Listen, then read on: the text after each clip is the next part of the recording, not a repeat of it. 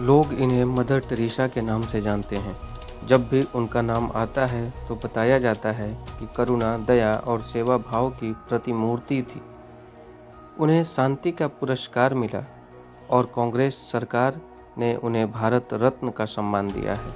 लेकिन क्या आप जानते हैं कि जिस महिला को मदर यानी माँ बताकर हजारों वर्ष पुरानी भारतीय सभ्यता पर थोपा गया, उसका असली चेहरा क्या था?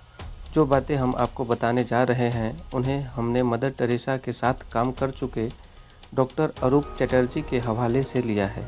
अरूप चटर्जी ने कलकत्ता और देश के अलग अलग इलाकों में मदर टेरेसा और उनकी मिशनरीज ऑफ चैरिटी के काम को बहुत निकटता से देखा था और जो कुछ उन्होंने देखा उसके बाद उनका मोह भंग हो गया। उन्होंने अपने अनुभवों पर 2 पुस्तकें लिखी जिसके नाम हैं Mother Teresa the untold story और Mother Teresa the final verdict. इन पुस्तकों में उन्होंने टेरेसा की काली दुनिया के बारे में ढेरों अकाट्य तथ्य रखे हैं। भारत में आए दिन आप गरीबों के इलाज के नाम पर अंधविश्वास और धर्मांतरण का जो खेल देखते हैं, उसकी शुरुआत टेरेसा ने ही की थी। वो गरीबों का इलाज जादू टोने से करती थी। लोगों को बताया जाता है कि उनकी बीमारियों का कारण हिंदू देवी देवता हैं। टेरेसा दुनिया भर से गरीब के नाम पर फंड लाती थी, लेकिन कलकत्ता में उन्होंने एक भी ढंग का अस्पताल नहीं बनवाया। टेरेसा की संस्था मिशनरी ऑफ चैरिटी की सेंटर्स में गरीब पर नई दवाओं के परीक्षण कराए जाते थे, यानी मजबूर लोगों को गिनीपिग बनाया जाता था। कई बार उन लोगों की मौत हो जाया करती थी। टेरेसा कहती थी कि जीसस ने तुम्हें अपने पास बुला लिया। लेकिन वर्ष 1991 में मदर टेरेसा बीमार हुई तो अमेरिका के कैलिफोर्निया के अस्पताल में जाकर इलाज कराया। टेरेसा की सेंटर्स जीवन से अधिक मृत्यु की जगह बन गई थी। वहां लाए जाने वालों को मरने के लिए छोड़ दिया जाता था। वर्ष 1992 में मेडिकल जर्नल लैंसेट के संस्थापक रॉबिन फॉक्स ने लिखा कि टेरेसा की मिशनरी ऑफ चैरिटी की सेंटर्स में साधारण पेन किलर दवाई तक नहीं है। मामूली मरीजों को भी एहसास दिलाया जाता था कि बस कुछ दिन के मेहमान हैं और उनके कष्टों का कारण उनका पिछला धर्म यानी हिंदू होना है। उपचार न मिलने के कारण हर दिन बड़ी संख्या में लोगों की मौत होती थी, जबकि उन्हें सामान्य दवाओं और सामान्य देखभाल से ठीक किया जा सकता था।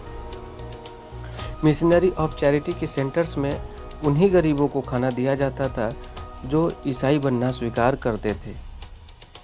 डॉक्टर अरूप चटर्जी ने बताया कि कलकत्ता सेंटर्स में मात्र 300 लोगों के लिए खाना बनता था, लेकिन टेरेसा प्रचार करती थी कि हर दिन हजारों लोगों का पेट भर रही है। टेरेसा अपने बच्चों को अपने सेंटर्स में लेती थी। उनके माँ बाप से एक फॉर्म भरवाया जाता था कि आप अपने बच्चों पर कोई दावा नहीं होगा। कुछ को तो यूरोप भेज दिया जाता था, जिनका बाद में कोई रिकॉर्ड नहीं मिला। आज भी टेरेसा की सेंटर्स पर चोरी करने और उन्हें अवैध तरीके से बेचने के आरोप लगते रहते हैं। आरोप है कि बच्चे बेचना टेरेसा की कमाई का एक बड़ा माध्यम हुआ करता था। वर्ष 1992 में टेरेसा ने ही दावा किया कि मैंने अब तक 29,000 हिंदुओं को ईसाई बनाया है। यह सारा काम मानवता और सहायता के आड़ में किया गया। उस दौर में देश में कांग्रेस और वामपंथी दलों की सरकारें हुआ करती थी, जो टेरेसा के मिशनरीज नेटवर्क को भरपूर सहायता दिया करती थी। उनके अवैध कामों पर कभी कोई रोक टोक नहीं की गई। Babri zonal Gwalior mother Teresa का आध्यात्मिक सलाहकार हुआ करता था। उस पर 11 साल के एक लड़के के यौन शोषण का आरोप लगा, लेकिन टेरेसा के समर्थन से वह छूट गया। टेरेसा एकमात्र ऐसी भारत रत्न है जिन्होंने देश को तोड़ने का षड्यंत्र रचा था। पूर्वोत्तर के राज्यों में अलगाववाद नाम की इस कथित संत नहीं बोया था। वो नॉर्थ ईस्ट को अलग देश बनाना चाहती थी। उसका मानना था कि यीशु के निकट आने के कारण भारत सरकार वहाँ के लोगों का दुश्मन बन गई है। इंदिरा गांधी ने टेरेसा की गतिविधियों को सबसे अधिक बढ़ावा दिया।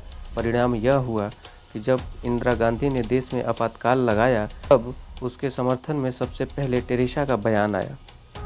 दुनिया के सबसे भ्रष्ट तानाशाह टेरेसा के मिशनरीज ऑफ चैरिटी को सबसे ज़्यादा फंड दिया करते थे। हथियार कंपनियों और ड्रग्स तस्कर भी खूब चंदे देते थे। इनका बड़ा हिस्सा भारत के लोगों को लालच देकर ईसाई बनाने के लिए इस्तेमाल हुआ। जब टेरेसा भारत में रहती थी, लेकिन उसका सारा पैसा वेटिकन बैंक में जमा करती थी। मरने के बाद भी उसका पैसा भारत नहीं आया। वर्ष 2017 में यह समाचार आया कि यदि टेरेसा के पैसे को निकाला जाए तो वेटिकन बैंक खाली हो जाएंगे। वर्ष 2016 में टेरेसा को संत की उपाधि दी गई। जिन दो चमत्कारों के आधार पर टेरेसा को संत घोषित किया गया वह दोनों फर्जी साबित हो चुके हैं। दावा किया गया था कि एक पेट में ट्यूमर से जूझ रही पश्चिम बंगाल के एक महिला मोनिका बेसरा ने एक दिन अपने लॉकेट में मदर टेरेसा की फ़ोटो देखी, उसके बाद उसका ट्यूमर पूरी तरह ठीक हो गया। लेकिन जिन डॉक्टर्स ने मोनिका बेसरा का इलाज किया था उनका कहना है कि टेरेसा के मृत्यु के कई साल बाद भी मोनिका दर्द सहती रही थी। इस दौरान वह लगातार दवाएं लेती रही और दूसरा दावा ब्राज़ील के एक व्यक्ति के बारे में किया गया था, बाद में वह भी फर्जी निकला। टेरेसा के अंधविश्वासों की कहानी यहीं खत्म नहीं होती। वो अपने हर प्रवचन में बताती थी कि सूरज धरती के चक्कर लगाता है। एक बार इंटरव्यू में पूछा गया तो कहा, बाइबल में लिखा है इसलिए यही सही है। जरा सा अस्सी बातों को ही मान्यता देती रही। यही विडंबना है कि साधु संतों और विदेशियों के देश भारत में एक ढोंगी को इतना मान सम्मान दिया गया सिर्फ इसलिए क्योंकि वह ईसाई थी और उसके सिर पर विश्व के शक्तिशाली देशों का हाथ हुआ करता था।